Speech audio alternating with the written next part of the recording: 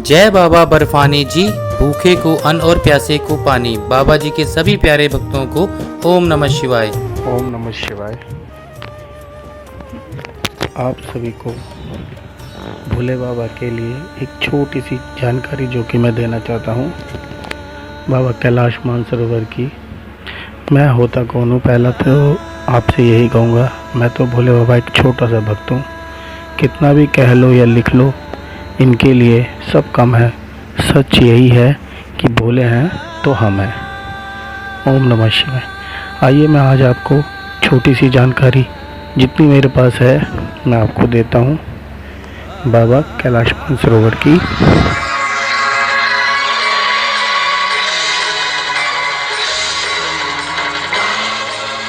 सर्वप्रथम मैं यही कहूँगा कि बहुत ही किस्मत वाला हूँ मैं, जो मेरे को भोलेनाथ के साक्षात दर्शन हुए।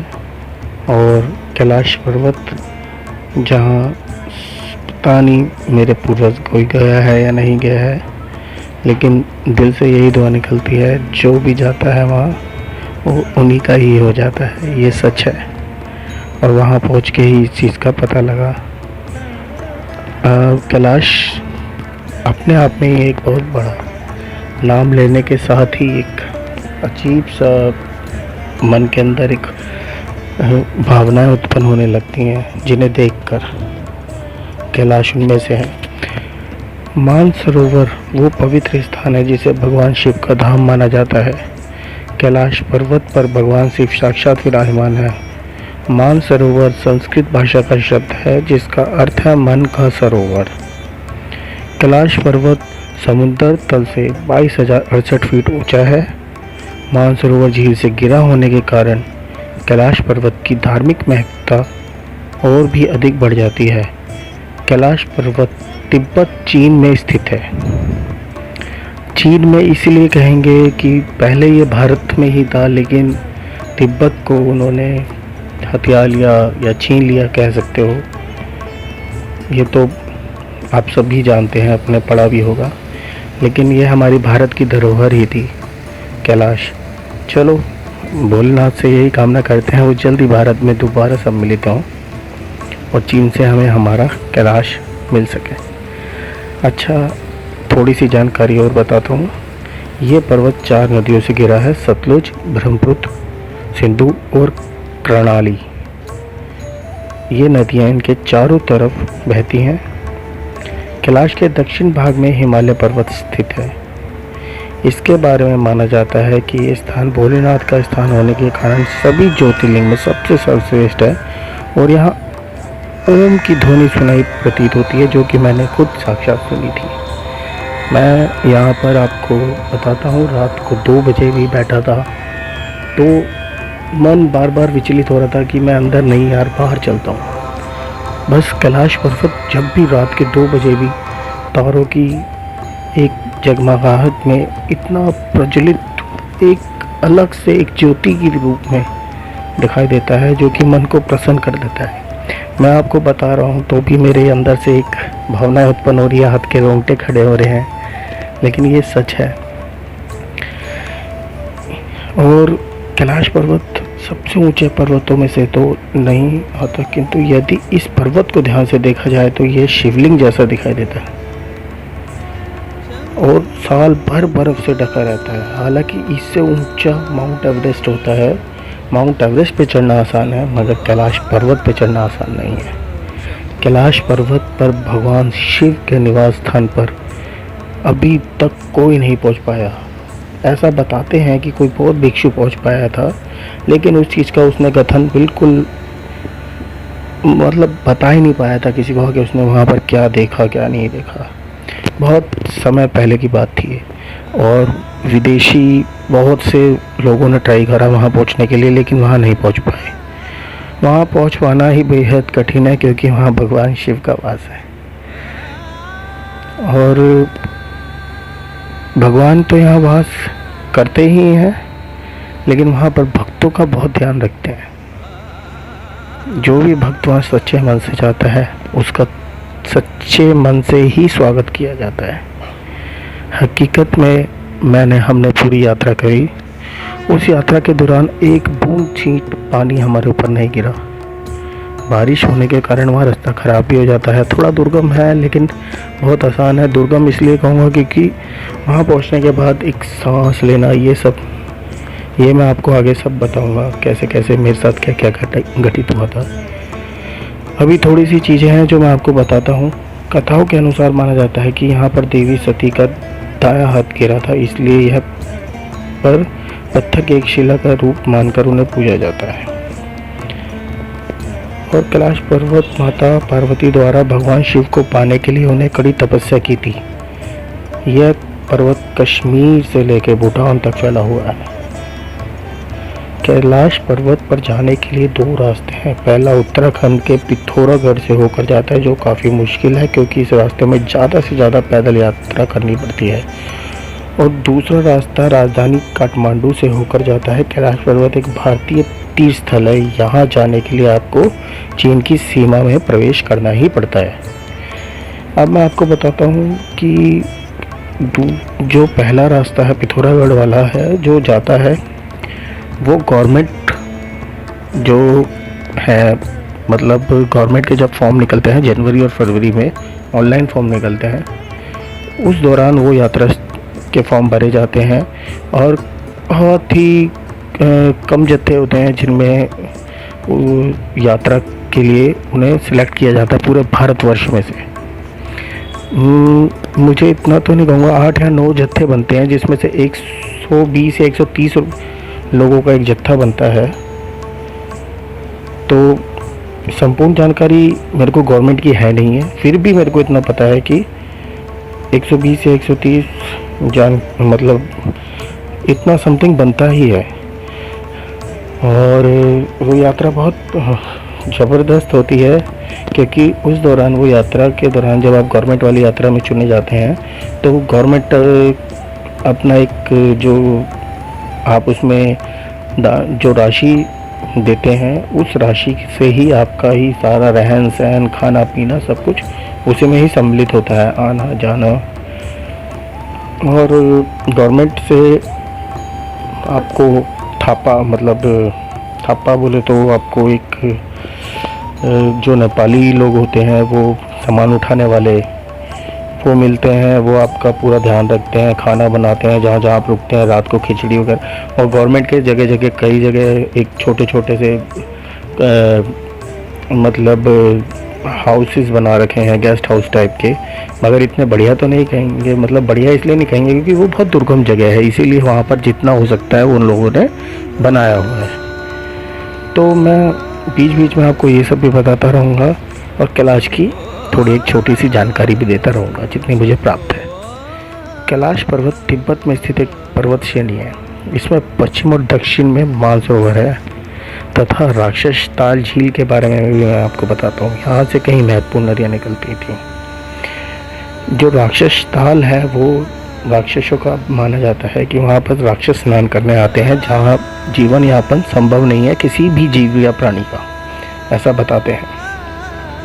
वहाँ पर आप लोग स्नान नहीं करेंगे क्योंकि वहाँ पर सिर्फ राक्षसों को ही अलाउड है, क्योंकि कहते हैं ना राम भी उसका और रावण भी उसका, इसीलिए।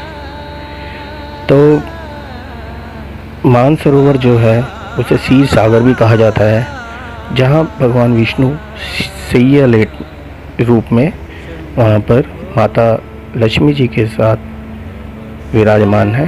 साक्षात वहाँ पर उनके दर्शन अगर आपको करते हों तो आप सुबह के टाइम उठिए और अपने मन की ज्योति से देखिए, वहाँ पर बैठ के मानसरोवर के आगे आपको सब कुछ घटित होगा।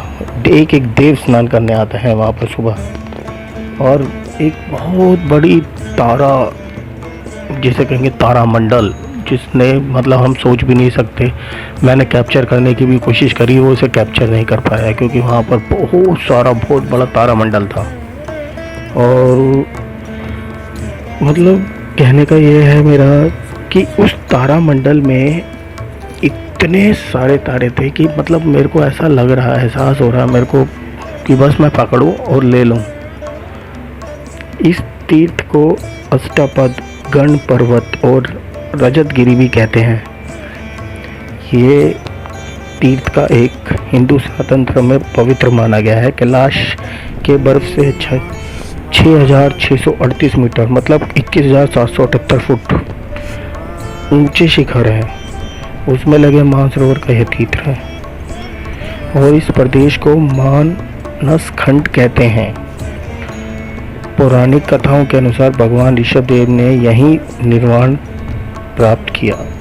श्री भरतेश्वर स्वामी मंगलेश्वर श्री ऋषभ देव भगवान के पुत्र भरत ने दिग्विजय के समय इस पर विजय प्राप्त की। पांडवों को दिग्विजय प्रयास के समय अर्जुन ने इस प्रदेश पर विजय प्राप्त किया था। युधिष्ठिर के राजसूय यज्ञ में इस प्रदेश के राजा ने उत्तम घोड़े, सोना, रतन और याक के पूंछ के बने काले और सफ़ेद चामर भेंट किए थे। इनके अतिरिक्त अन्य बहुत अनेकों ऋषियों मुनियों ने निवास करने का उल्लेखन प्राप्त होता है। जैसा कि मैंने आपको बताया कि कैलाश अपने आप में ही एक बहुत बड़ी पर्वतमाला है। ये भी बताया कश्मीर से लेकर भूटान तक फैली है और लाहाचू और जोंगचू के बीच कैलाश पर्वत स्थित है। ये भी मैं आपको बताता हूँ, जिसके उत्तरी शिखर का नाम कैलाश है। लाहाचू और जोंगचू के बीच में जो पर्वत स्थित है वो हमारे कैलाश है। इस शिखर की जो आकृति है, मतलब हमारे जो बाबा जहाँ विराजमान है कैलाश पर्वत, उनकी जो आकृति है वो बिल्कुल शिवलिंग की तरह है। पर्वतों से बने शोट सदल कमल के मध्य ये स्थित है। यह सदैव बर्फ से आच्छादित रहता है। इसकी परिक्रमा का अलग ही महत्व बताया गया है। जो लामा लोग थे तिब्बती, जिन्हें कहा जाता है, जिन्हें चाइना सरकार ने भगा दिया, तिब्बत से मोस्टली निकल चुके हैं, वहाँ उन लोग अगर मिलते भी हैं, जो मेरा अनुभव रहा है, उन लोगों से बात करना भी एक क्राइम है। ऐसा माना जाता है कि अगर आप उन लोगों को कहीं मिलते हैं, वो बहुत भिक्षु जो होते हैं, जो लामा होते हैं, उनसे आप अगर बात करते हैं तो चाइना का कोई भी अगर वहाँ पर अधिकारी, पुलिस वगैरह कोई भी होगा, तो वो आपको तुरंत आकर कैप्चर करेगा, पूछेगा आपसे कि आप क्या पूछ रहे हो, क्या व्हाट आर यू डूइंग, यहाँ क्या कर रहे हो, आपका यहाँ क्या काम है, ये कौन है, आप जासूस हो, आप एजेंट हो, इस तरीके से कहा जाता है, बताते हैं। मेरे साथ तो ऐसा हुआ नहीं, मगर हमारा जो गाइड था उसने हमारे को ये सब बताया, तो इसलिए हम लोगों ने अवॉइड किया ये सब बातें करना। पर्वतों से बने शोट सदल कमल के मध्य ये स्थित है। ये सदैव बर्फ से आच्छादित रहते हैं बाबा कैलाश। इसकी परिक्रमा का महत्व कहा गया है। बताया जाता है कि लोग कैलाश मानसरोवर की 3 अथवा 13 परिक्रमा का महत्व मानते हैं। जो ये तिब्बती लामा लोग होते हैं, ये कैलाश की 3 अथवा 13 परिक्रमा करते हैं। हम लोगों का एक परिक्रमा करने में इतना हो जाता है, लेकिन ऐसा भी कहते हैं कि जो जिस भूमि पर और जिस जीवन शैली जिसकी जैसी होती है, उस हिसाब से वो जीता है, तो उसको ऊपर वाला उसी तरीके से आगे बनाता है।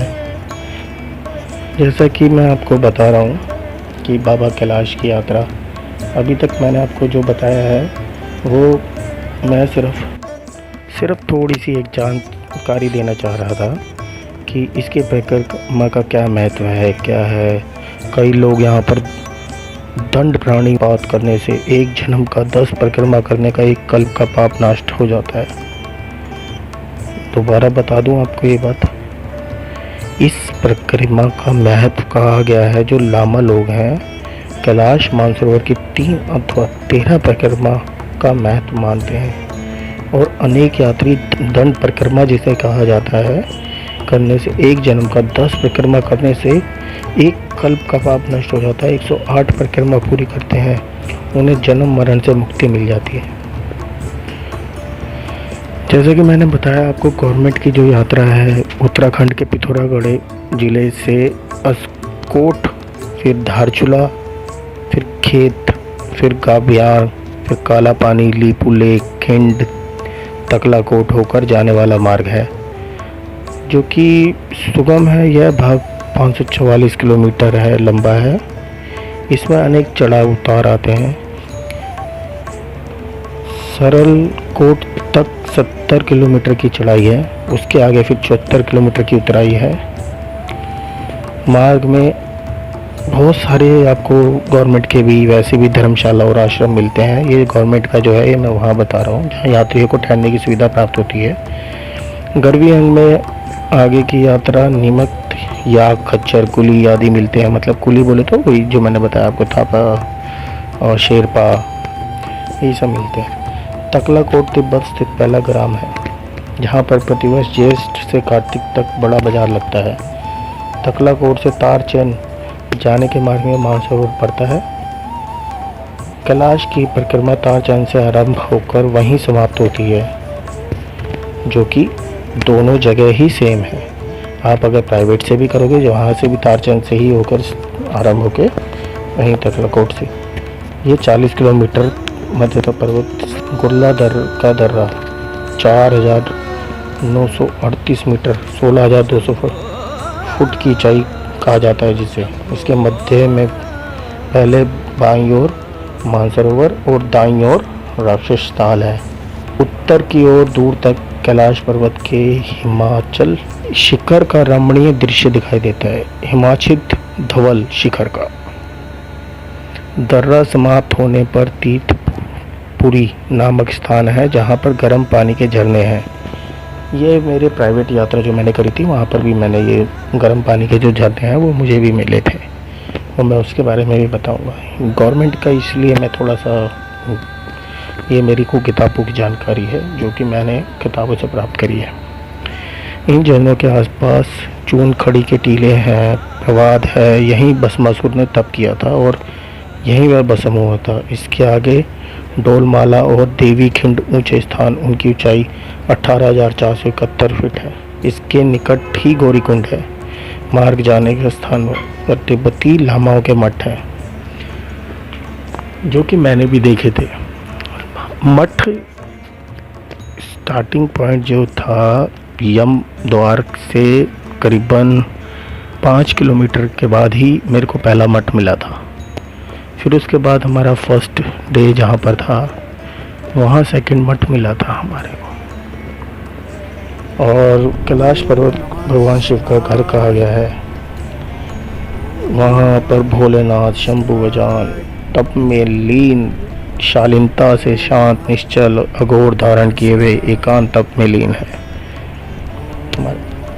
शिव एक आकार है जो इस संपदा व प्रकृति व हर जीव के आत्मा स्वरूपी ब्रह्मा है। क्योंकि हम अभी तक यही ही जानते हैं, शिव का अघोर रूप वैराग व रथत का संभव संपूर्ण मेल है, जिसे शिव व शक्ति कहते हैं। आपको अभी जो बता रहा था गवर्नमेंट यात्रा से कैसे जाया जाता है, कैसे पहुंचा जाता है, उसके बारे में बता। अब मैं आपको अपनी यात्रा के बारे में बताऊंगा जो कि मैंने करी थी। मैंने अपनी यात्रा प्राइवेट, एक संस्थाएं होती हैं बहुत सारी जो कि नोएडा में हैं, सेक्टर 18 में है। मतलब ये संस्था क्या होता है, ये संस्था भी एक दूसरे से लिंकअप होती हैं। जो इनका मेन यात्रा करवाने वाली संस्थाएं होती हैं वो मेन नेपाल से ही होती हैं। अगर आपकी जानकारी नेपाल में है तो वहाँ से आपको कोई भी दिक्कत, किसी प्रकार की भी दिक्कत आपको नहीं होगी। हालांकि पैसा लगता है 1,40,000 के समथिंग, 30,000। अब तो शायद रेट बढ़ गया है थोड़ा, वीज़ा का चाइना वालों ने रेट और बढ़ा दिए हैं। गवर्नमेंट के भी रेट बढ़े हैं और प्राइवेट के भी रेट बढ़े हैं, तो दोनों जगह से ही रेट बढ़ गए हैं। लेकिन यही है कि जो गवर्नमेंट का है उससे अगर आप जाते हैं तो अलग अलग राज्यों में भारत के उसमें सब्सिडी मिलती है। अब तक सबसे ज़्यादा सब्सिडी देने वाला राज्य उत्तर प्रदेश है, जो कि 1 लाख रुपए की सब्सिडी देते हैं। ये योगी जी ने करवाई थी। अखिलेश जी के टाइम पे 75,000 रुपये मिलते थे, जब भी सबसे ज़्यादा थी। लेकिन योगी जी ने इसको बहुत बढ़ाया। दिल्ली में 20,000 है, कहीं गुजरात में 14,000 15,000, जितना मुझे थोड़ा बहुत ज्ञात है। और भी बहुत से राज्य हैं जहाँ पर मिलती है, लेकिन इतनी सब्सिडी जो उत्तर प्रदेश में है वो कहीं नहीं मिलती। और प्राइवेट से मैं आपको बताना चाहता हूँ कि प्राइवेट से जाने वाले यात्री जो भी हैं, तो अगर डायरेक्ट नेपाल से ही लिंकअप हो, मेरी जानकारी में एक कंपनी मतलब एक टूर एंड ट्रैवलर्स की जो था जिससे मेरी बात हुई थी, सन्नी टूर एंड ट्रैवलर्स, जो कि नेपाल में स्थित है। आप सर्च मारेंगे तो शायद उसमें आ जाएगा। मैं उसका कोई प्रचार नहीं कर रहा, हालांकि देखो परेशानी जब आती है तो सामने सन्नी भी क्या करेगा, उसमें तो सिर्फ एक ही कथन याद आता है, ओम नमः शिवाय, बस। जो हमारे साथ भी हुई थी थोड़ी सी परेशानी। हम नोएडा स्थित company trip and to temple करके है, उससे गए थे। उससे आप मत जाना, क्योंकि उनका जो टाई अप था वो सन्नी से था। तो सन्नी से मैं इसलिए कह रहा हूँ क्योंकि जब यात्रा उनको पता ही नहीं है कहाँ कैसे की जा रही है, तो सिर्फ एक टाई अप है उनका, मतलब 8-10 हज़ार 15 हज़ार 20 हज़ार के लिए वो मतलब डायरेक्टली, फिर हम उनसे क्यों नहीं बात करें। तो मैं यही कहूँगा कि अगर आपकी कोई जानकारी नेपाल में है तो डायरेक्ट नेपाल के टूर एंड ट्रैवलर वाले से बात की जाए। ऐसा नहीं है यात्रा अच्छी नहीं होती, यात्रा बहुत अच्छी होती है, पूरा ख्याल रखा जाता है, चाहे जितने मर्जी दिन हो जाएं, जो भी आपका पैकेज रहेगा उसी पैकेज के दौरान आपके सारे खर्चे सब कुछ वो ही झेलेंगे।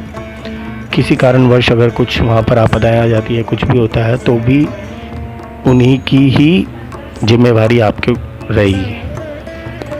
हम ट्रिप एंड टेम्पल से गए थे, जो कि नोएडा सेक्टर 18 में स्थित है, और वहाँ पर जो उनके हैं शुक्ला जी ऑनर हैं, हमें थोड़ा अजीब लगा था उनका जो था। हम जब गए तो बहुत अच्छा बर्ताव था। बर्ताव इट मीन्स मैं ये नहीं कहता, देखिए जब इंसान थोड़ा सा फंस जाता है तो हो सकता है इसी रूप में कह भी देता हो, और वो वैसे भी उनके लिए तो बिजनेस है। जो यात्रा करते हैं, यात्रा का कथन तो आप ही लोग सब समझ सकते हैं। तो जैसा कि मैं आपसे बताना चाह रहा हूँ कि सन्नी ट्रैवलर है, तो उसी के बारे में मेरे को इसलिए जानकारी प्राप्त है क्योंकि वो हमारे को ले जाने वाले वही थे। हम लोग यहाँ से अपना खर्चा करके नेपाल तक पहुँचे थे, और नेपाल से ही आपकी यात्रा स्टार्ट होती है। मतलब यहाँ से बाय एयर आप नेपाल जा सकते हैं, या आप जैसे भी है, अगर बस से जाना चाहें तो बस से भी जा सकते हैं। नेपाल जाने के लिए आपका वो वीज़ा की ज़रूरत, तो वीज़ा नहीं लगता वहाँ पर, पासपोर्ट भी नहीं लगता वहाँ पर, लेकिन आपको पासपोर्ट रखना अनिवार्य है, क्योंकि आप जब बाबा की यात्रा करेंगे तो चाइना में पासपोर्ट की बहुत सख्त ज़रूरत रहेगी। मैं वो इसीलिए आपको बता रहा हूँ कि जो ज़रूरत है वो सबसे इम्पोर्टेंट ही पासपोर्ट की है, क्योंकि उसी पासपोर्ट के द्वारा आपका वीज़ा वहाँ लगेगा, जो कि ग्रुप वीज़ा होता है। 60, 70, 50, 35 ऐसे ग्रुप बनते हैं प्राइवेट के। हम 35 वाले ग्रुप में गए थे।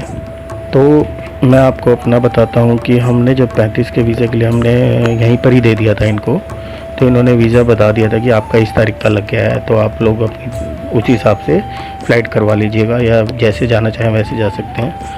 नेपाल जाकर वहाँ पर उन्होंने बहुत ही अच्छा, बहुत ही सुपर होटल, मतलब सुपर इट मीन्स एक ठीक ठाक 3 स्टार 4 स्टार होटल था वो।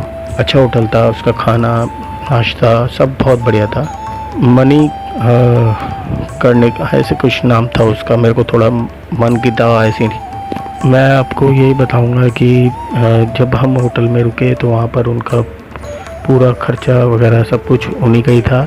हमारे को 2-3 दिन होटल में रुकने के लिए कहा गया था, क्योंकि फर्स्ट डे उन्होंने हमारे को नेपाल भी घुमाया, मतलब फर्स्ट डे हमने रेस्ट किया, सेकेंड डे उन्होंने हमारे को लोकल साइट सीन करवाए थे नेपाल के, थर्ड डे किसी कारणवश हमारा वीज़े में प्रॉब्लम आ गई थी 2 लोगों के, तो वहाँ रुकना पड़ा। तो वो भी आगे भी उन्होंने घुमाया, सन्नी वालों ने, उनकी ज़िम्मेदारी हो गई थी क्योंकि वहाँ से, पर उन्होंने हमारे को काफ़ी अच्छी जगह दिखाई लोकल। और भी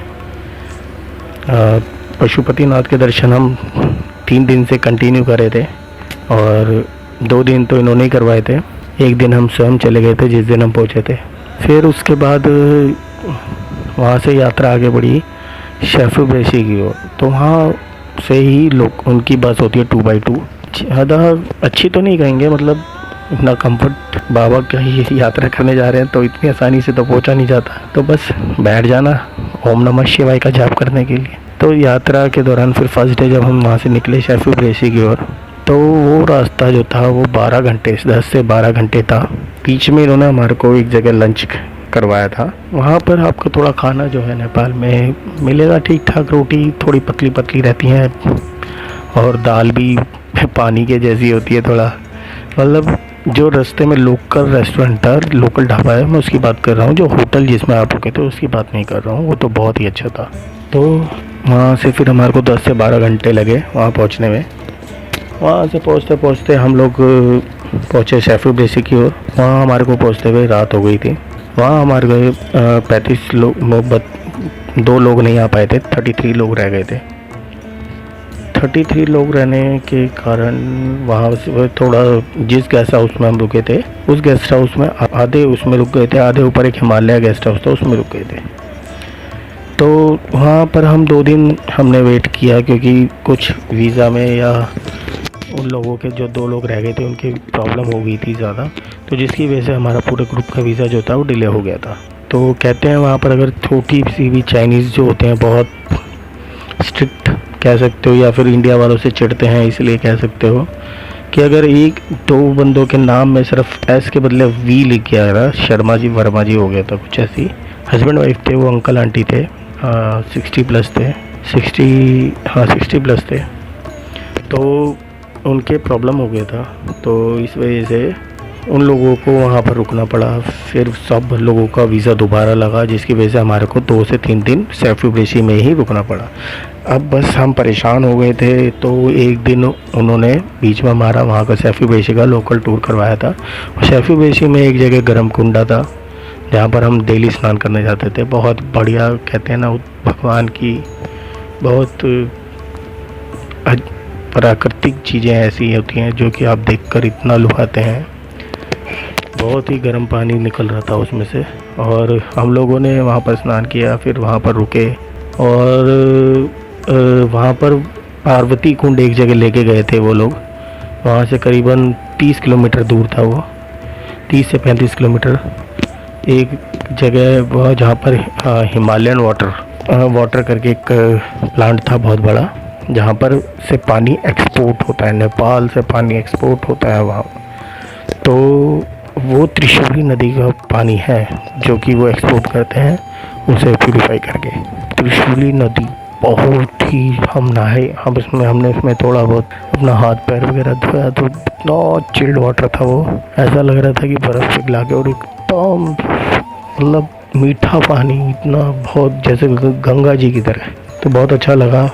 मतलब वहाँ मैं आपको अपना यही एक्सपीरियंस बता रहा हूँ कि मेरे साथ क्या क्या हुआ, कैसे कैसे हम लोगों ने वहाँ पर समय अपना व्यतीत किया। 3 दिन हुए जैसे तैसे। जिस गेस्ट हाउस में रुके थे उस गेस्ट हाउस के लोग, वहाँ के लोग थोड़ा सा अपने आप में सेल्फिश टाइप के हैं। वो इसलिए कहूँगा कि वो बॉर्डर के हैं, थोड़ा पैसे कमाने का ज़्यादा जरिया रखते हैं। खाना पीना देते थे, अच्छा ठीक ठाक सा देते थे, मगर जब कोई खाना, जैसे किसी की आदत 3 रोटी या 4 रोटी, तो वो लोग थोड़ा सा हिचकिचाते थे ये सब।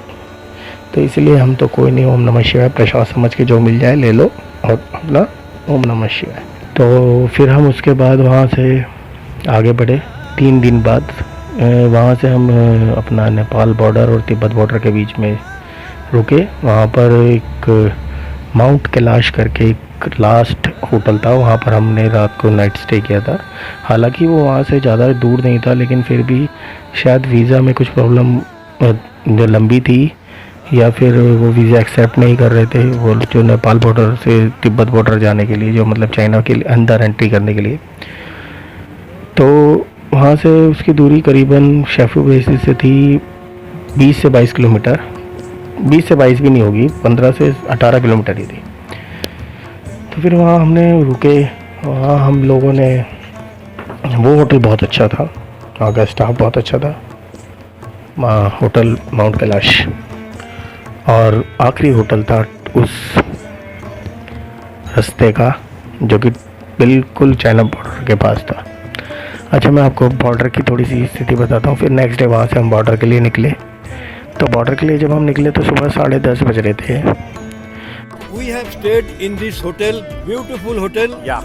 But the standard of food is not that good. Surroundings are very beautiful. This is the last place of Nepal. Now we are going for immigration. Yeah. By walk.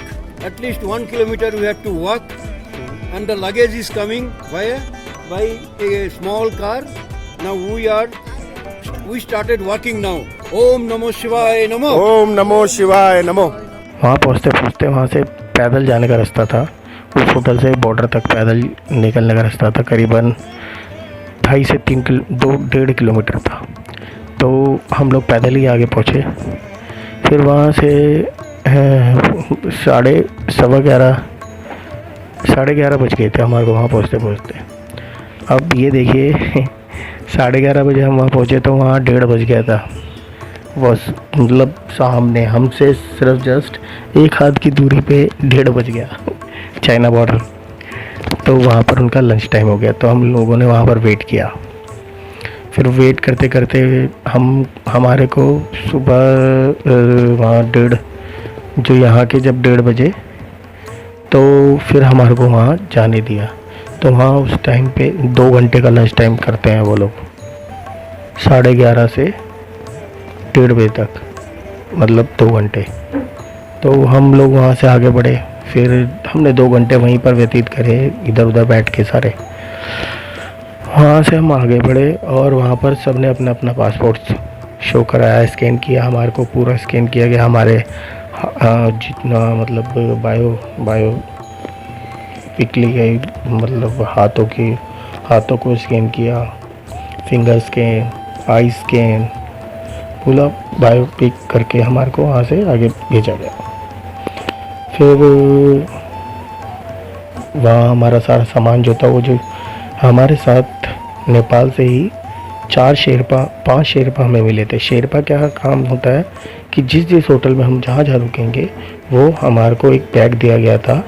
और सॉरी मैं ये आपको पहले बताना भूल गया, जिस कंपनी के साथ आप जाएंगे वो कंपनी आपको एक अपनी जैकेट और एक छोटा बैग और एक लगेज बैग, और जो बैग आपके बड़े जो आप लेके जाएंगे उसे आप उसी होटल में, जिस होटल में आप रुकेंगे उसी होटल में छोड़कर क्लॉक रूम में जाएंगे और अपने बैग में वही ज़रूरी चीज़ें रख के लेके जाएं जो कि आपको कैलाश के दौरान चाहिए हो। हमारे को थोड़ी दिक्कत इसलिए हुई कि हम लोग कम कपड़े लेके गए थे। हमने सोचा नहीं था कि इतना लेट हो जाएंगे वीज़ा की वजह से, लेकिन हम लोग छड़े थे इसलिए नहाए धोए, अपना कपड़े धो लिए और पहन लिए, कोई दिक्कत नहीं हुई। बाबा की कृपा से बहुत अच्छा रहा।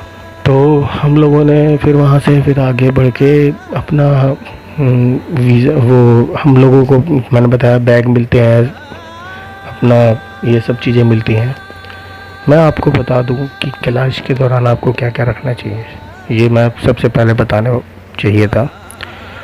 कैलाश के दौरान आपको सबसे पहले एक ग्लूकोन डी, दूसरा कम से कम 2 महीने पहले वॉकिंग एंड योगा में अनुलोम विलोम, कपालभाति, ये सब करना बहुत ज़रूरी है।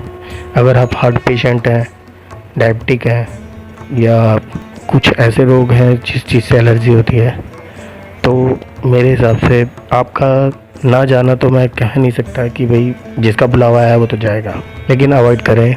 बाबा का नाम यहीं से जपें या अपने घर के किसी और सदस्य को वहाँ पर भेजें। और टॉर्च रखना ज़रूरी है, रेन कोट रखना ज़रूरी नहीं है, क्योंकि हाँ वैसे आप रख लीजिएगा, क्योंकि हमारे रास्ते में तो नहीं। वर्षा जब हुई थी, जब हमारी बिल्कुल लास्ट डे यात्रा थी, उस दिन इतनी तेज़ बारिश हुई। फिर जब हम बस में बैठे लास्ट जाते समय, जब बहुत तेज़ बारिश हुई। चलो तो आपको पहले ज़रूरी सामान बता देता हूँ। उसमें आपको अपना बताया मैंने, टॉर्च और कुछ ड्राई फ्रूट्स वगैरह ज़रूर रखिएगा, टॉफ़ीज़ वगैरह रख लीजिएगा, चॉकलेट्स वगैरह रखिएगा। और बाकी आपके साथ शेरपा वगैरह रहते हैं, वो शेरपा आपको हर एक चीज़ उपलब्ध भी कराएंगे। अगर आपके पास नहीं भी है तो आपके साथ रहेंगे। उन शेरपाओं का काम ही यही है कि आपको सुगत यात्रा कराना है, लेकिन 30 से 35 लोग एक साथ होने की वजह से वो सब पर इतना ध्यान नहीं दे सकते, लेकिन वो बहुत अच्छे से कोशिश करते हैं कि सब कुछ मेंटेन रख सकें। 5 शेरपा कम से कम आपके साथ 30 लोगों के साथ 32 लोगों के साथ वो रहते हैं। 5 शेरपाओं का काम क्या है वो मैं बताता हूँ। जिस होटल पे आप रुकेंगे वो आपका सामान उतारेंगे, आपके रूम तक पहुँचाएंगे और वापस जब नेक्स्ट डे की तैयारी रहेगी तो आपको सामान वापस करेंगे। फिर उसके बाद आप नेक्स्ट डे जब भी आगे चलेंगे तो वो आपको आपका सामान देंगे। और ज़्यादा घर से वो स्टिक्स वगैरह लेने की ज़रूरत नहीं है, स्टिक आपको वहाँ पर भी मिल जाएगी, जो डीकैथलॉन वगैरह की कहते हैं ना, ले लेते हैं। वैसे डीकैथलॉन एक ब्रांड है अपने आप में। आप माउथ स्टिक जो होती है जो कि आप ले सकते हैं, वो स्टिक इसलिए कह रहा हूँ कि वो स्टिक बहुत हेल्प करती है यात्रा के दौरान और बहुत फोल्डेबल है एंड कैरी करना बहुत आसान है उसे। डीकैथलॉन की स्टिक 600 से 700 रुपये के बीच में आती है और लोकल स्टिक जो कि नेपाल में हमने लोगों ने ख़रीदी थी वो 200 से 250 रुपये में ख़रीदी थी। लेकिन वो लोकल स्टिक होती है, टूटने का भी डर रहता है, वेट के ऊपर डिपेंड करता है। डीकैथलॉन एक ब्रांड है तो ये स्टिक ज़रूरी है, टॉर्च ज़रूरी है और dry fruit, toffee, Tang, Glucon D, anything. इतना मत रखिएगा कि आप उन्हीं चीज़ों को उठाते हुए रह जाएं। और यात्रा के दौरान जब मैं आपको बताऊंगा आगे, जब भी तो हम चाइना बॉर्डर पे हैं, उससे आगे का भी मैं आपको बताऊंगा। तो यात्रा के दौरान जितना सामान कम कैरी कर सकें उतना कम कैरी करके चलना चाहिए, लेकिन ज़रूरत का सामान हमेशा अपने साथ रखना चाहिए। और जब हम यहाँ से आगे बढ़े चाइना बॉर्डर से तो हमारे को वहाँ पर एक चाइना की बस, जो प्राइवेट बस थी, वो मिली। और वो बस इतनी सुपर बस थी, बहुत ही अच्छी बस। मतलब वो बस देख के दिल खुश हो गया। दिल खुश इसलिए हो गया कि वो हाईटेक है हमसे, इसीलिए थोड़ा सा अच्छी टेक्नोलॉजी थी। और वहाँ की रोड, जब हमने वहाँ से सफ़र तय किया तो वहाँ की रोड और बहुत सी, मैं आपको बताता हूँ कि ऐसी रोड थी जिसे आप मतलब जो पहाड़ थे ना, उन पहाड़ों को भी चाइना ने लोहे से कवर करा हुआ था। तो वो रास्ते इतने सुंदर और सुगम बने हुए थे। और फिर जब अपने अंदर एक बहुत उम्मीद थी कि बाबा के द्वार जा रहे हैं, बाबा का, कि हम लोग जो देख पा रहे थे बाबा के पास पहुंचना है, कैसे भी पहुंचना है पास, यही अपना एक टारगेट था। तो हम लोग जैसे बताया काठमांडू टू सेफ्रोबेसी आए, फिर सेफ्रोबेसी टू क्रियोंग हमारा जो था फर्स्ट डे रहा है क्रियोंग। तो क्रियोंग में हम लोग वहाँ से हमारे को करीबन क्रियोंग पहुँचने में 3 से 4 घंटे लगे। तो वहाँ पर हमारे को बहुत अच्छा चाइना का होटल था। आपको एक बात और बताता हूँ, चाइना के अंदर किसी भी उनकी बनाई हुई चीज़ों को ना खाएं और ना मतलब ख़रीदें कुछ भी ऐसा सामान जो बच्चों की टॉफ़ीज़ चॉकलेट से रिलेटेड हो। घूमें फिरे देखें, क्योंकि वहाँ पर विश्वास नहीं है किस चीज़ में क्या मिला हुआ है। और मेरे हिसाब से वहाँ पर हर एक चीज़ में नॉनवेज है। तो जो आपके साथ शेरपा रहेंगे और जो कंपनी आपको लेके जा रही है, हर स्टे में अपना एक अलग रसोई भंडार लेके चलते हैं वो लोग साथ में। पानी अपना, रसोई भंडार अपना, सब कुछ अपना। तो वही चीज़ जो देंगे वो बहुत अच्छी और स्वस्थ और अच्छी रहती है वो चीज़ें। तो वही चीज़ आप यूज़ करना, खाना पीना। वहाँ से बाहर से कुछ भी मतलब नहीं है कि वहाँ पर आपको वहाँ के फ्रूट भी अच्छे नहीं लगेंगे, ये मेरी गारंटी है। दिखने में बहुत सुंदर होंगे मगर उनमें वो पौष्टिकता नहीं होगी। चाइना का माल है भाई। ओम नमः शिवाय। फिर उस दिन जब मैंने आपको बताया सेफ्रोबेसी टू क्रियोंग आप जब पहुँचेंगे तो 1 डे आपको क्रियोंग रखेंगे।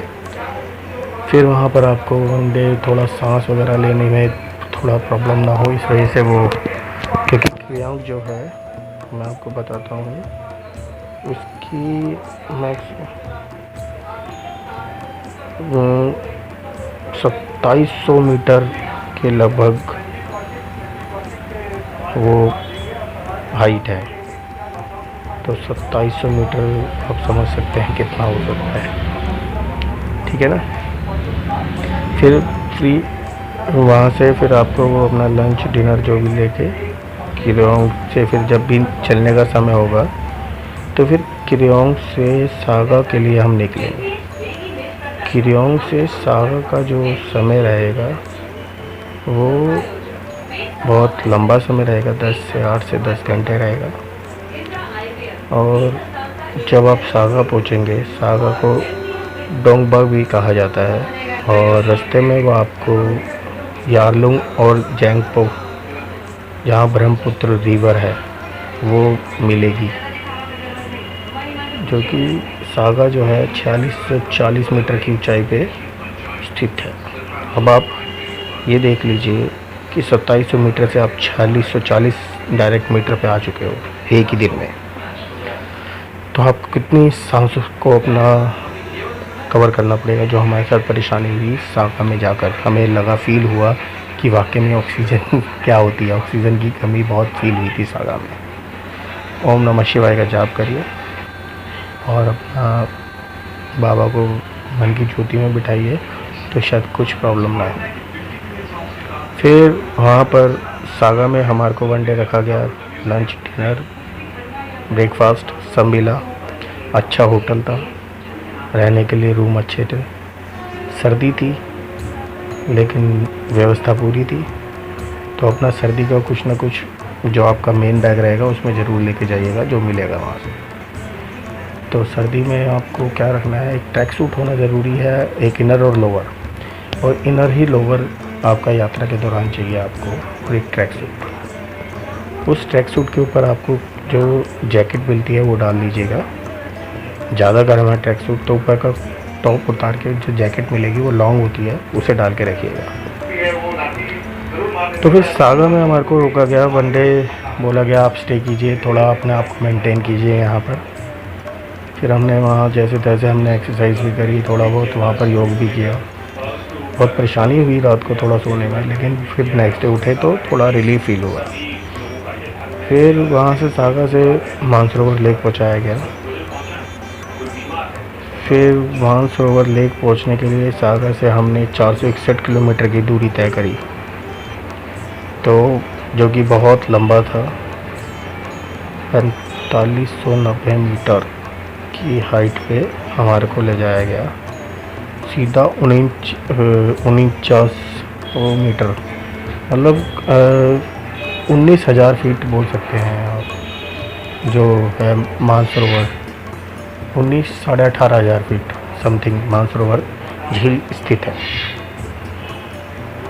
तो हमारे को वहाँ पर नाइट में वहाँ पर खाना मिला, रुका गया। जब वहाँ पहुँचे देखा राक्षस ताल वगैरह, पूरी परिक्रमा कराई गई, बस द्वारा ही परिक्रमा कराई गई। वहाँ पर हमारे को बस दूसरी मिली थी, वहाँ की जो गवर्नमेंट की उनकी बस चलती हैं, चाइनीज़ गवर्नमेंट वहाँ मानसरोवर में यात्रा करवाती है। चाहे वो आप इंडियन गवर्नमेंट के उससे जा रहे हो या प्राइवेट उससे जा रहे हो, तो वहाँ जो यात्रा कराएगी तो चाइनीज़ गवर्नमेंट अपनी बस नहीं कराएगी, जो कि लेक मानसरोवर की परिक्रमा कहलाएगी। तो वहाँ पर आपको रुकने के लिए एक कॉटेज टाइप रहेंगे, वो ऊपर शेड रहता है, लंबे लंबे मतलब कमरों टाइप बने रहते हैं। उसी में आपके वो शेरपा वगैरह खाना वाना बनाते हैं, अपना खाना वाना बना के अपना इतना तैयार रखते हैं। आप इतना घूमिए फिरिए, मानसरोवर लेक के दर्शन कीजिए, और दर्शन करने के बाद आप वहाँ पर बहुत अच्छे से अपना बाबा का याद कीजिए, उनका नाम लीजिए।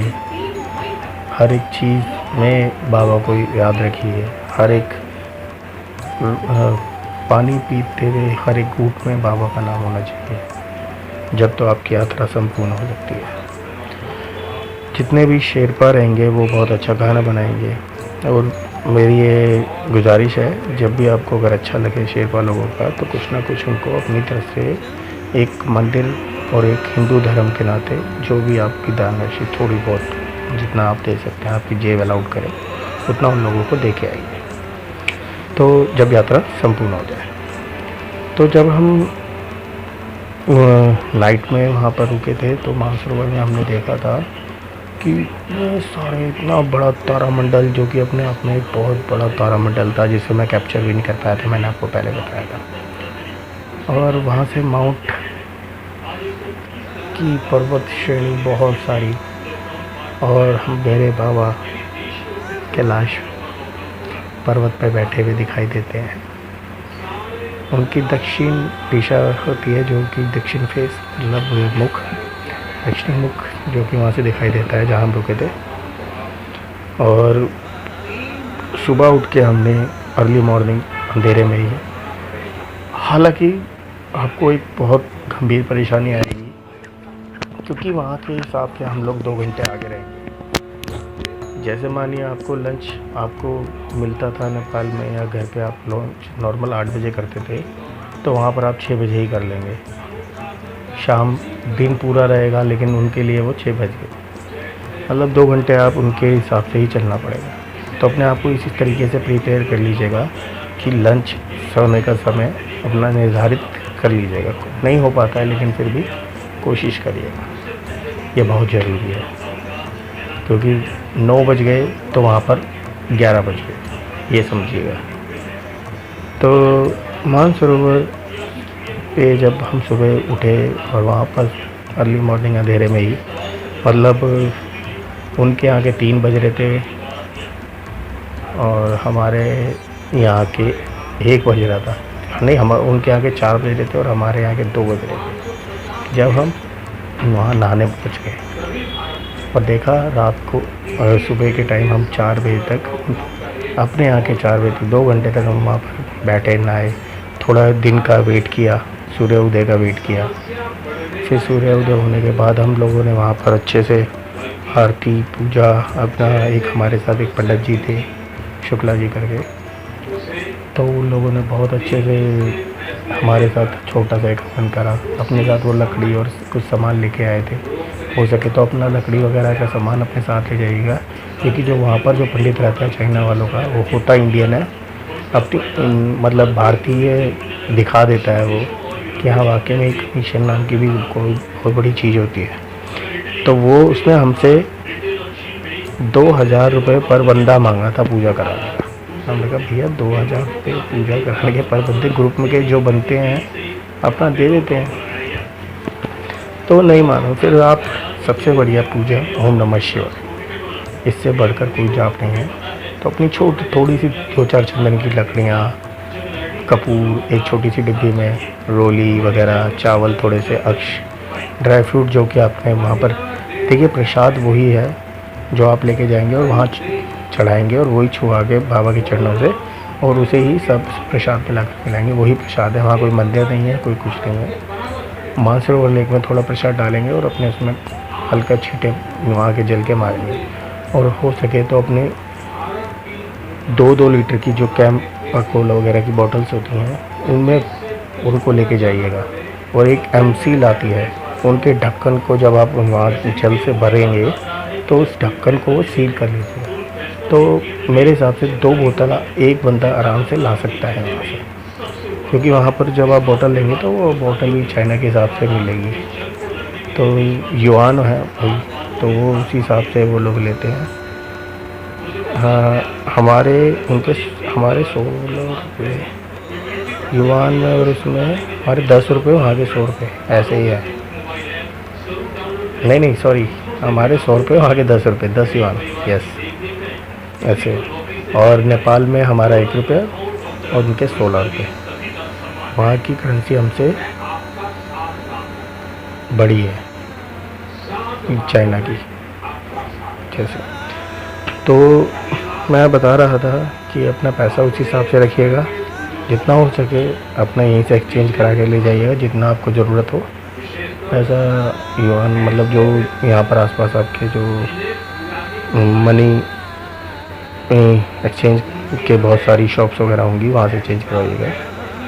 और एयरपोर्ट पे भी मिलते हैं मनी एक्सचेंजर, लेकिन वो कमीशन ज़्यादा लेते हैं। अगर आपके आसपास चांदनी चौक दिल्ली में, या मैं बता रहा हूँ चांदनी चौक में है, तो वहाँ से हमने करवा ली थी। और हमने हमारे एक बहुत अच्छे संपर्क में मित्र थे, उन्होंने ही हमारी करवाई थी, तो उनका मैं साक्षात प्रणाम और नमन करता हूँ उनको। जिन्होंने हमारी करवाई भी और बाद में जो रिटर्न आई तो उन्होंने वो भी आगे हमारे को इंडियन रुपीस करके दे दी। तो बहुत अपना उस हिसाब से पैसा लेके जाइएगा जितना आप खर्च कर सकें। और पैसा है तो सब कुछ है, पैसा अगर रखेंगे तो वहाँ पर हर एक चीज़ से आप वो हो सके, वाकिफ़ हो सके। तो हमने वहाँ पर हवन वगैरह किया, वहाँ पर स्नान किया, बाबा का जाप किया। फिर वहाँ से हमारे को वो लोग और हमने एक व्यू देखा जो कि सवेरे के टाइम मतलब क्षीर सागर में बताते थे, हमारे बड़े बूढ़े भी कहते थे और किसी ने पीछे भी बताया कि अपना स्नान करने आते हैं यहाँ पर देवता सवेरे। हमने उठ गए तो वो तारे जो थे, तारे आते थे और वो क्षीर सागर में गिरते थे। और क्षीर सागर में मानसरोवर जिसे कहते हैं उसमें आवाज़ें भी, तरंगे आती थी। हालांकि वो शांत पानी है और इतना क्लियर वाटर है। और हमने एक चीज़ और देखी, मतलब इतनी 18-19 हज़ार फीट की हाइट पर बत्तखें तैर रही हैं उसमें। और हमने कहीं रास्ते में चाइना से जब हम चले वहाँ से 700, नेपाल से 700, कम से कम 800 किलोमीटर दूरी पर सैफी बेसिस के बाद से हमने कोई पंछी, कोई कुछ बहुत रेयर देखा। और वहाँ पर हमने ये सब देखे बाबा मानसरोवर लेक पे, सारे पंछी देखे, हिरन देखे और नीलगाय देखी, बहुत सारे मतलब। और एक बिज्जू बिज्जू हमने वो देखा, जंगली खरगोश, जंगली गिलहरी देखी बड़ी बड़ी। तो वहाँ से हम लेक मानसरोवर से फिर जब हम दर्शन करके अपना, उन्होंने कहा था 11 बजे तक अपना निकलेंगे दारचैन के लिए। तो हम वहाँ से लेक मानसरोवर से दारचैन के लिए निकले, जो कि वहाँ से अपना दूरी थी जिसकी 80-90 किलोमीटर समथिंग था दारचैन। तो 4,575 मीटर, मतलब 18,500 हाइट थी उसकी। तो हमारे को वहाँ रोका गया था उस दिन जब हम वहाँ से निकले थे, तो वहाँ हम रुके। फिर हम लोगों ने वहाँ पर देखा सांस की वाकई में ही प्रॉब्लम हो रही थी। और सांस लेने में इसलिए कहूँगा कि दिक्कत हो रही थी। आपको यही कहूँगा कि मेरा एक्सपीरियंस है, तो जितना हो सके अनुलोम विलोम, योग सब कुछ करके जाइएगा। और हम जब वहाँ से दारचैन से पहुँचे तो फर्स्ट डे हमारा कोरा मतलब परिक्रमा था, माउंट कैलाश का पहला दिन। नेक्स्ट डे मॉर्निंग जो कि 12 किलोमीटर की थी डीराबुक तक। आपको फिर बता रहा हूँ, फर्स्ट डे की परिक्रमा जो थी बाबा की 12 किलोमीटर से डीराबुक तक। तो जब हम डीराबुक के लिए निकले थे तो वहाँ हमने अपना रास्ते में उन्होंने हमारे को थोड़ा सा नाश्ता दिया था, संतरे, चॉकलेट और फ्रूटी या रियल का जूस था शायद, हाँ, छोटा वाला टेट्रा पैक जो होता है वो दिया था। मतलब एक थैली छोटी सी पैकेट बनाकर कागज़ का उसमें दिया था। वो हमारे को एक छोटा बैग जो उन्होंने पहले ही हमें दिया था, उसमें हमने अपना कुछ नहीं, अपना कोई एक अपना सिर्फ रेन सूट और टैंक या ग्लूकोन डी जो भी आप लेके जाएंगे, थोड़े थोड़े अपने ड्राई फ्रूट्स, यही लेके टॉफ़ीज़, यही लेके हम लोग आगे बढ़े। और एक वाटर बॉटल जो कि इन्होंने ही दी थी। जब हमने वहाँ से यात्रा स्टार्ट की तो सबसे पहला हमारा रास्ते में आया वो था यम द्वार। कहते हैं उस यम द्वार को पार करके जाना होता है, और यम द्वार को इसलिए पार करके जाना होता है कि बाबा हम अपने प्राण यहीं आपके पास छोड़ के जा रहे हैं, अब आपके ऊपर है, आप हमारे को आगे वापस भेजो या ना भेजो, सब आपके हाथ में है हमारा। तो यम द्वार से हम लोगों ने वहाँ पूजा करी, बना मतलब दर्शन करे। वहाँ से यम द्वार एक मंदिर छोटा सा बना हुआ था जिसके अंदर से निकल के जाना होता है, बहुत छोटा सा मंदिर। उसके आसपास ये लोग जो हैं, जो तिब्बती लोग हैं, वो पूजा करते हैं, वो अपना कुछ मानते हैं, बौद्ध धर्म के हिसाब से कुछ करते हैं। तो जब हम दार्चैन से फिर हम आगे बढ़े, जो कि यात्रा हमारी पहली यात्रा 12 किलोमीटर की थी, तो 3 किलोमीटर आगे डीरापुक चरण स्पर्श था। फिर वहाँ हमारे को रास्ते में हम वहाँ डीरापुक जो था, हम लोग 12 किलोमीटर के बाद वहीं रुके थे। जो पहला स्टे था हमारा डीरापुक था, जहाँ पर मैंने बताया था आपको कि पहली हमने वो देखा था। तो 3 किलोमीटर के बाद ही हमने देखा था कि यम द्वार से 3 किलोमीटर आगे ही एक वो बना हुआ था बौद्ध भिक्षुओं का। और फिर उसके बाद डीरापुक में एक बना हुआ था मोनेस्ट्री, जिसे कहा जाता है। 3 किलोमीटर के बाद भी मोनेस्ट्री थी, और 12 किलोमीटर के बाद जो जहाँ हमारा स्टे था वहाँ पे भी मोनेस्ट्री थी। वहाँ पर गवर्नमेंट वालों का भी वहीं बना हुआ था, मतलब गवर्नमेंट के भी वहीं लोग रुकते थे। शेड डली हुई थी, पत्थर की दीवार बनी हुई थी और कमरे बनाए हुए थे। वहीं पर उन्होंने खाना वाना बनाया और हमारे को खिलाया। सेकेंड डे परिक्रमा में हमने 22 किलोमीटर की परिक्रमा की, जो कि जुतुलपुक वाया गौरीकुंड रास्ते में पड़ा था। हमारे को रास्ते में मिला था, जो जुतुलपुक करके जगह है एक, जो कि रास्ते में गौरीकुंड के रास्ते में पड़ा था। गौरीकुंड मात्र गोल एक कुंड है, जो कि ज़्यादा बड़े घेरे में नहीं कह सकते, कि बर्फ़ से ढका हुआ है चारों तरफ। बीच में वो पानी, मतलब कुंड है, जल है। वहाँ से बाबा का एक फेस दिखता है। और सबसे अच्छे दर्शन जो होते हैं वो डीरापुक से ही बाबा के होते हैं, और डीरापुक से ही आप वहाँ चरण स्पर्श करने के लिए जा सकते हैं, जो कि हम गए थे। हम लोगों ने चरण स्पर्श करके वहाँ फिर सेकंड डे की यात्रा में हमने जुतुलपुक पहुँचे, गौरीकुंड की यात्रा करी। और वहाँ हमने बहुत सारे, मैंने आपको बताया कि बीपी वगैरह पेशेंट्स वगैरह ना हो। हमने 45 के भी कई ऐसे लोग देखे जो कि 45 एज के थे, कोई 60 का था, कोई जिनकी डेथ हो गई थी। तो मैं यही कहूँगा कि जो बीपी वाले पेशेंट हैं वो ना जाएं, शुगर वाले पेशेंट हैं वो ना जाएं, और हो सके तो अपना दवाइयाँ जो भी हैं मेन वो ज़रूर रखें अपने साथ। कॉम्बी फ्लेम है, बुखार की है, और भी है, पैरासीटामोल है, दर्द की ट्यूब है, 2-4 चीज़ें ज़रूर रखें। बैंडेड है, ये सब चीज़ें रखनी ज़रूरी है। तो वहाँ हमारे को फिर जुतुलपुक में रात को लाइट डिनर मिला था। रास्ते में तो कुछ मिला नहीं, और अपना जो था सामान वो थोड़ा बहुत खा के अपना निकले थे। वहाँ पर गेस्ट हाउस शेयरिंग बेसिस पे रहते हैं, जितने भी रहते हैं यहाँ।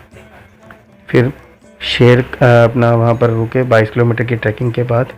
फिर वहाँ से हमने बाबा का एक फेस और रास्ते में गौरीकुंड के दर्शन किए। तीसरे दिन की यात्रा जो थी हमारी वो थी दार्चैन वापसी, वहाँ से जुतुलपुक से। फिर वहाँ से हम लोग उतरे, और वहाँ पहुँचने के बाद हमारी यात्रा संपूर्ण हुई। और फिर वापस हमारे को दार्चैन से ड्राइव करके डायरेक्ट सागा के लिए ले जाया गया। फिर सागा से उसी प्रकार वापसी, 1 नाइट खाना वाना मिला। नेक्स्ट डे फिर सागा से किरियोंग से फिर next day Kathmandu via Rasuwagadhi होते हुए। फिर हमारे को काठमांडू में स्टे दिया, और 1 डे एक्स्ट्रा मतलब इसलिए दिया है कि भाई हम थके हुए थे सारे।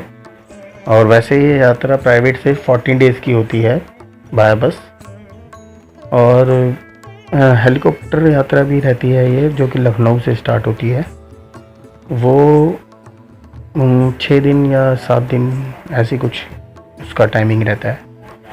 तो हेलीकॉप्टर की यात्रा में भी ये नहीं है कि आपको वो कैलाश का हेलीकॉप्टर से घुमाएंगे, नहीं। वो यही है कि हेलीकॉप्टर की वहाँ सिमिकोट से फिर आपको आगे बस से ही ले जाया जाएगा, जहाँ से मैंने बताया था मानसरोवर लेक के दर्शन वगैरह भी बस से ही होंगे। अगर आपको ऊपर की यात्रा करनी है तो भी बस द्वारा होगी। तो मैं बताया आपको, अब काठमांडू हम पहुँच गए हैं, और यही चीज़ मैं कहूँगा कि बाबा की यात्रा करते समय हमेशा एक चीज़ का ज़रूर ध्यान रखना, जब भी एक एक पग भी आपका चल रहा हो तो ओम नमः शिवाय के साथ चलें।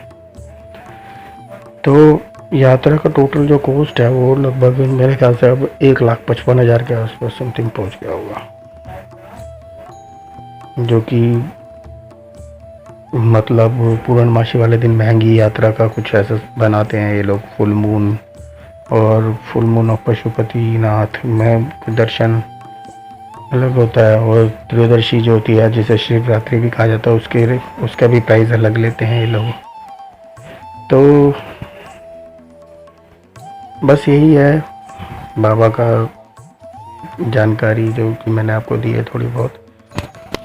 कुछ गलती हो तो मुझे माफ़ कीजिएगा, और बाबा की कृपा से बस यही कहिएगा ओम नमः शिवाय, ओम नमः शिवाय। कुछ जानकारी मुझसे छूटी हो उसके लिए भी मुझे माफ़ कीजिएगा, या कुछ आपको ऐसा लगा हो जो मैंने गलत कहा हो तो उसके लिए भी मुझे माफ़ कीजिएगा। क्योंकि आंखें चाहे खोलें या बंद करें, हर पर बोले बाबा तेरा दर्श करें, बस यही कहूँगा मैं। और कहते हैं ना, भूल और भोलेनाथ मानो तो दिखेंगे वही चीज़ है। तो मैं अपनी भूल दोबारा मानता हूँ, अगर मुझसे कुछ गलती है तो उसे माफ़ कीजिएगा। लास्ट में नेपाल में लास्ट आपको शेरपा वगैरह जब आपको सब कुछ उतार दें तो उनको ज़रूर, अगर आप प्राइवेट से यात्रा कर रहे हैं तो उनको ज़रूर कुछ ना कुछ दान राशि कुछ भी दीजिएगा ज़रूर। खुश होकर वो आपके साथ वहाँ से जाएं और आपको भी आशीर्वाद दें, क्योंकि असली यात्रा तो उनकी भी होती है। आपका सामान उठाना, ले जाना, इधर उधर रखना, बस पे चढ़ाना, सारे कार्य वो बहुत करते हैं। खाना ले जाना, बनाना, मतलब उनके ऐसा नहीं पैसे से हर चीज़ होती है, लेकिन मेहनत, शरीर, तप, ये सब भी बहुत ज़रूरी है जो कि वो लोग करते हैं। तो इसी के साथ मैं यहाँ अपनी वाणी को विराम देता हूँ, और ओम नमः शिवाय। मुझसे कुछ गलती हुई है तो मुझे माफ़ कीजिएगा। जय भोले जी की। जय भोले जी की।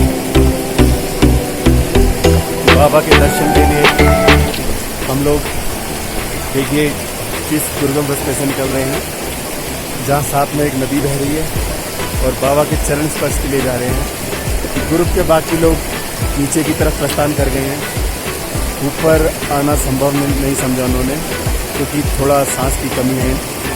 ऊपर हम लोग 19,000 फीट की ऊंचाई पर से प्लस में हम जा रहे हैं, और बाबा का आशीर्वाद रहा तो चरण भी ज़रूर आपको दिखाएंगे स्पर्श करते हुए आगे, क्योंकि आगे फिर बर्फ़ जहाँ होगी वही बाबा के चरण कहलाएंगे। तो आगे की यात्रा करते हुए हम आपको दिखाते हैं लाइव। ये देखिए साथ में नदी बह रही है।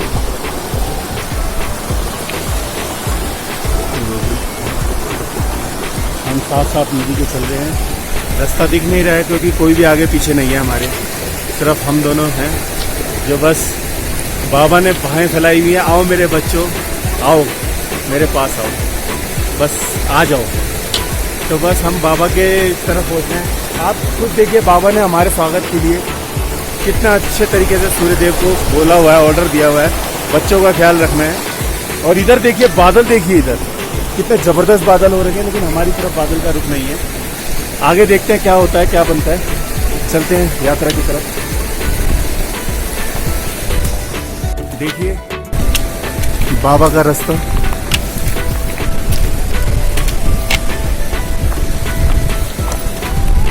पूरा रास्ता हम ऐसे ही चढ़ के आए हैं ऊपर। करीबन जहाँ हम नीचे थे वहाँ से हम 800 या 1000 फीट ऊपर आए हैं, और अभी और ऊपर जाना है।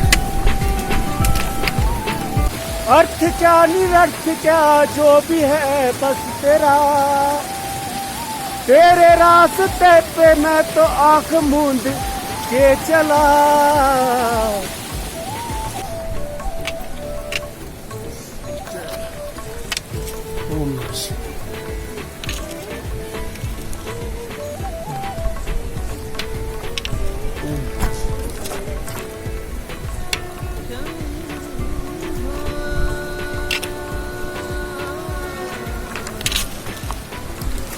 लेने में प्रॉब्लम हो रही है, क्योंकि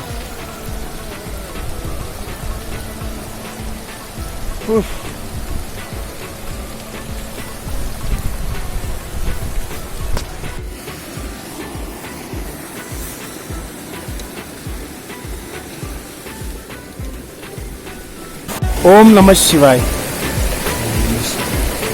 बाबा जी के आशीर्वाद से हम लोग बाबा जी के चरणों तक पहुंच चुके हैं और बाबा जी ने हमारे को अपने चरणों तक बुलाने का बहुत सुनहरा मौका दिया है। ग्रुप में 32% में हम 2 लोगों को ये मौका मिला, हम ऊपर चढ़ के आए।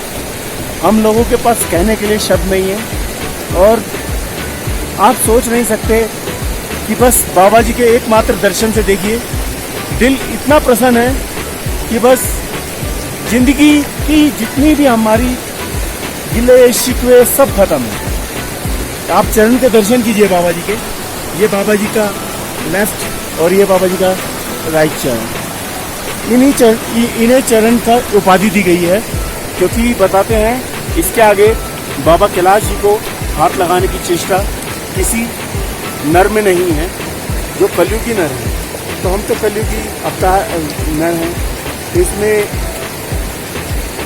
आप स्वयं देख सकते हैं बाबा जी हमारे साक्षात विराजमान हैं और बाबा जी के पास थोड़े अभी बादल छटे हुए हैं, हमारे आसपास भी बादल हैं, लेकिन जितनी यात्रा हम नीचे से ऊपर तक करके आए, बाबा जी ने सूर्यदेव को स्पेशल बोला हुआ था कि बच्चे आ रहे हैं, ख्याल रखना है।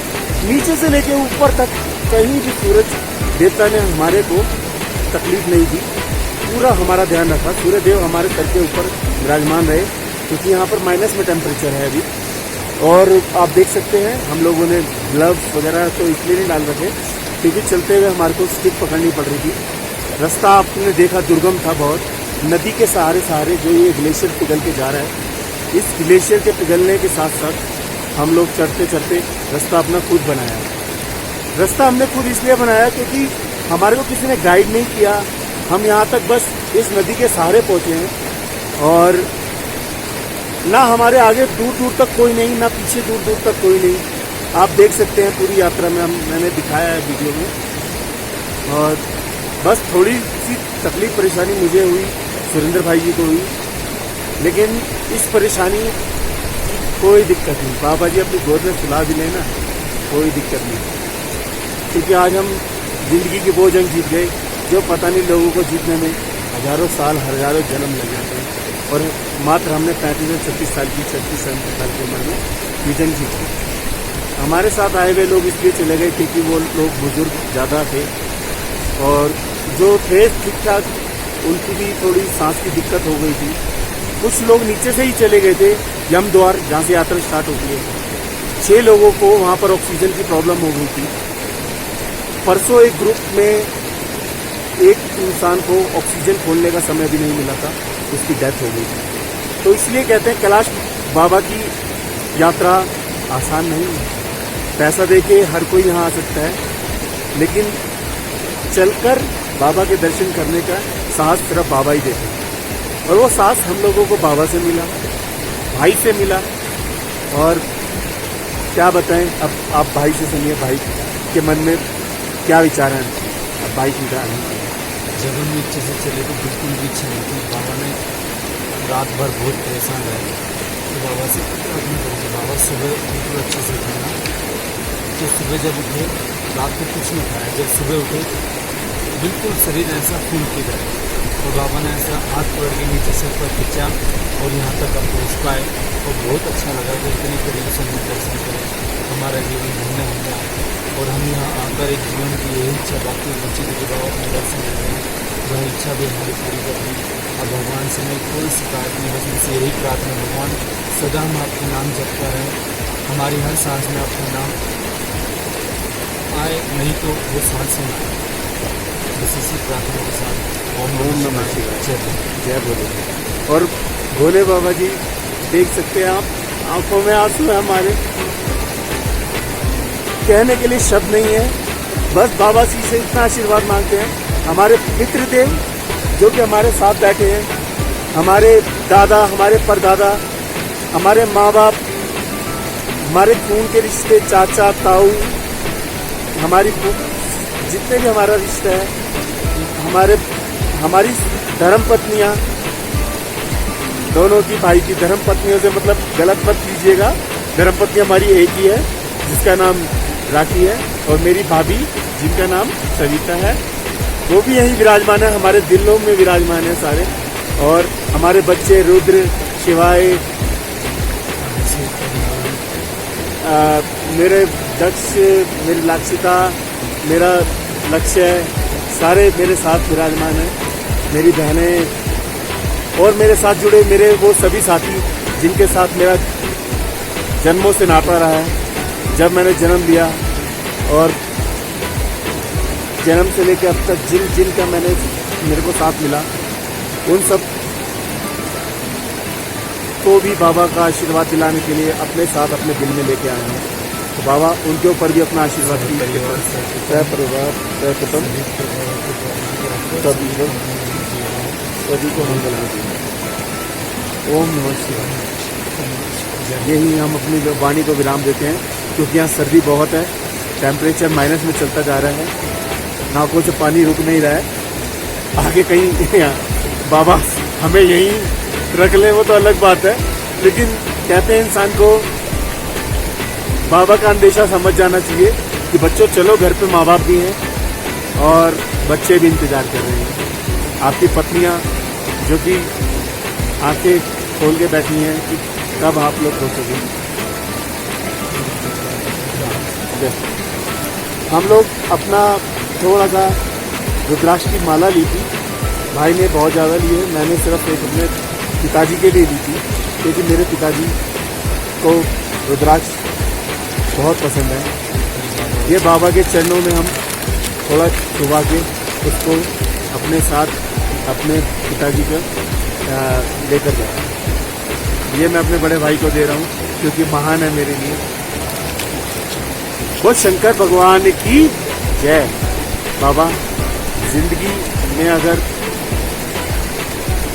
दोबारा मौका मिले तो दर्शन जरूर प्राप्त करवाना ऐसे ही, और इतनी शक्ति देना बाबा कि आपके दर्शन पाने लेते हम लोग हमेशा तत्पर हैं।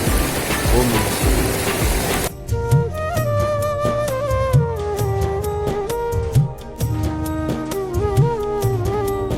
बाबा जी के सभी प्यारे भक्तों को ओम नमः शिवाय।